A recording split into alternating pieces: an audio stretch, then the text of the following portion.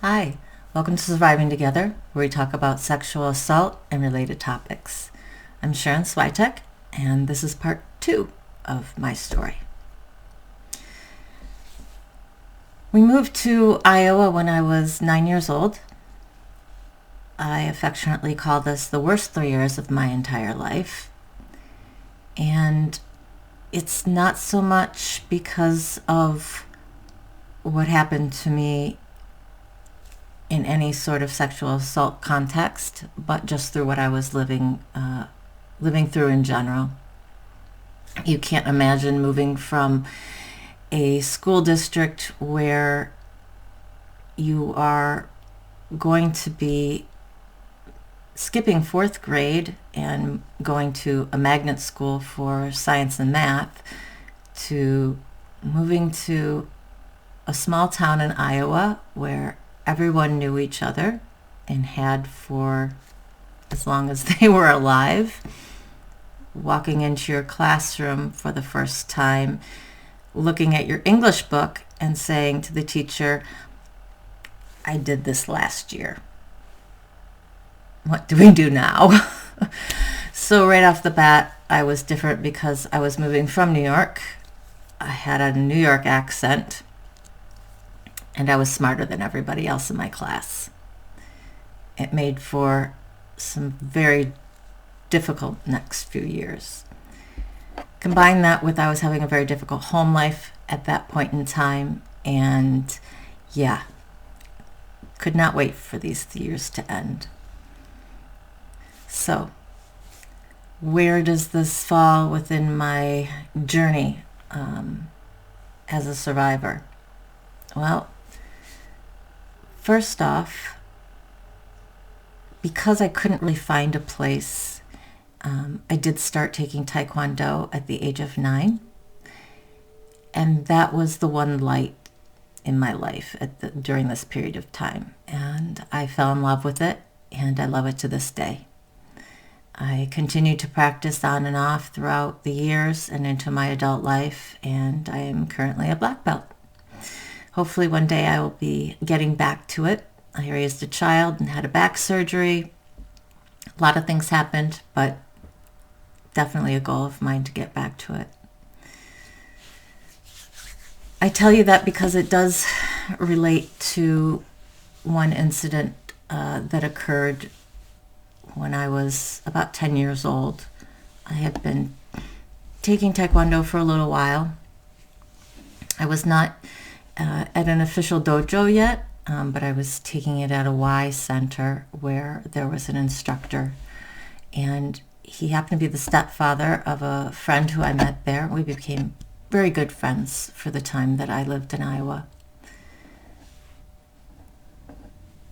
What did eventually end up happening was I always acted older than my age, and I always looked older than my age. The instructor started paying a little bit more attention to me. I did get some more one-on-one attention, more instruction when other people were kind of off in their groups working. And it eventually got to the point where I was propositioned. I'd been through enough at this point in time where I knew to say no, and that I could, and I did. However, I did not want to go back to that instructor again, and I asked my parents if I could go to the main dojo where the master and his wife taught. And so from that point forward, that's where I ended up going. I don't even know that my parents know to this day as to why I requested to move. They will now.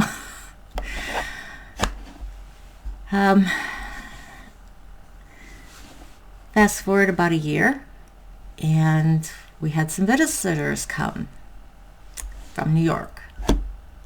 They were my friend's parents and their son.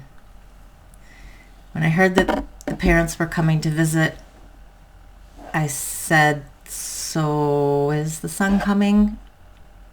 And they assured me that yes, he was. Not what I wanted to hear. I was not thrilled.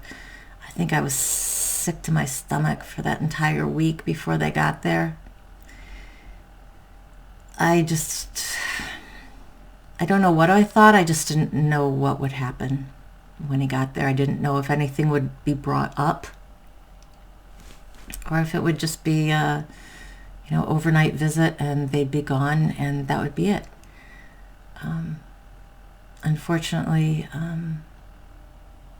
the incidents before were brought up. I tried to play dumb, thinking, if I did that, he would just drop it, right? Yeah, I wasn't so lucky. It got to the point where we were playing in my room, hangman of all things. I mean, I was trying to avoid being left alone with this person, trying to avoid interacting with this person at all. But I didn't feel I could tell my parents why at that point in time. These were their good friends who they hadn't seen in several years, and they were coming to visit. So I sucked it up and tried to get through it as best I could. So as we were playing hangman, what we had done before became the clue, and it became apparent to me that that's what he was getting at. Again, I tried to play dumb, that I didn't know what those words were and I didn't know what it was spelling, and I quickly got up and left the room. It was the next day after they had left, I got up the courage to tell my mom what had happened. What had happened the day before, not what had happened years previous, but at least what had happened before, what had been being spelled out in the hangman. I remember it as clear as yesterday. We were on the stairs going into our basement, and I don't fault my mom. I did for a lot of years. And as a mom now, and as someone who has put her head in the sand about an awful lot of things, I understand why my mom wouldn't want to face it, that something potentially could have happened to her child and on her watch. My mom's response to me was, well, he was probably just trying to see how far he could get.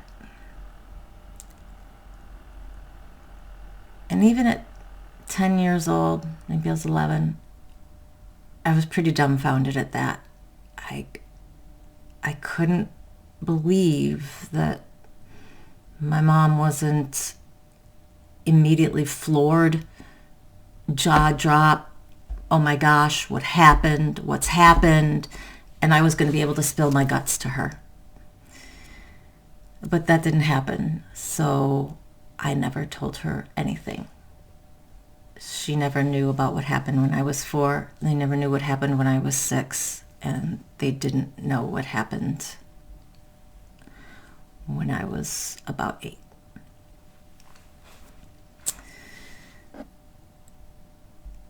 I felt very alone with all of this knowledge, with all of my feelings.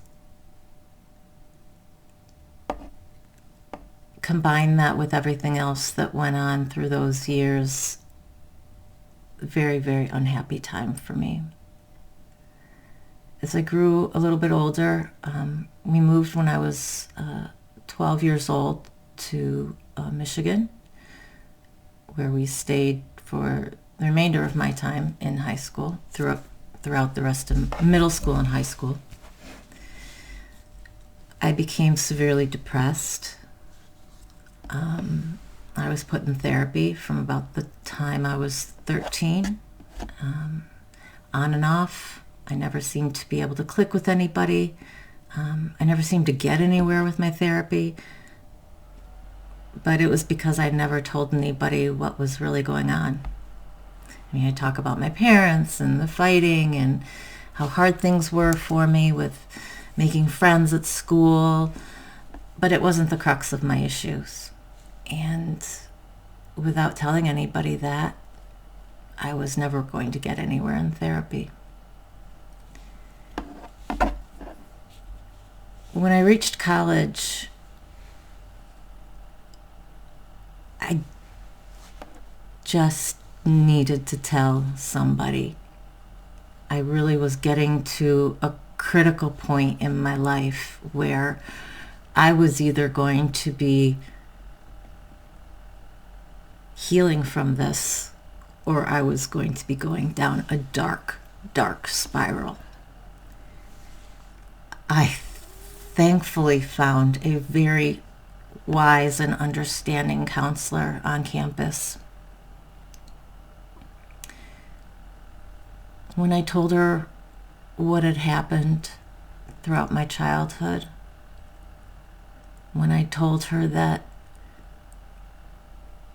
I struggled and that I didn't want to tell anybody what had happened because I didn't feel that I had a right to feel bad. I didn't feel like I had a right to feel like I was a victim of sexual assault because I'd never had sex. How could you be a victim of sexual assault when you didn't have sex? And the counselor said to me, she said, if you feel that you were victimized, then you were. For the first time, someone gave me permission. And that's really all it took. I still at that point didn't know what child-on-child sexual abuse was. I barely even understood that you could be a survivor of sexual abuse without physical touching.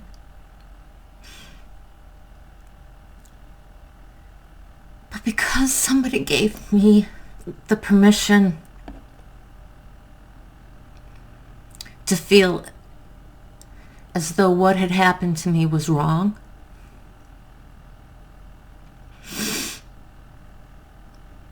I began to heal because for the first time I got to grieve for that little girl inside me.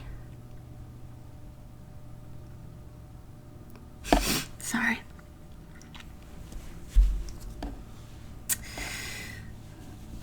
It was a long road. I spent a lot of years in therapy after that,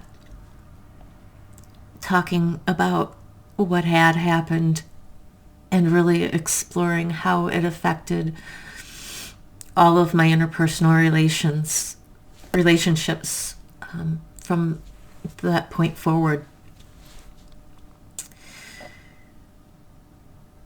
It really affected what I wanted to do with my life, and I began actively looking for ways to work with the sexual assault survivor community, and feeling very drawn to the legal system at that point in time.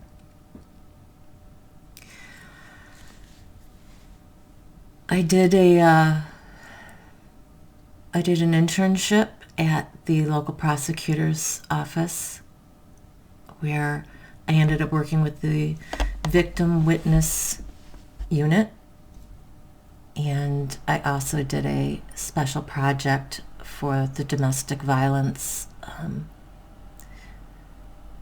project, a recidivism project that they had just launched a diversion program for people who had been convicted of domestic violence.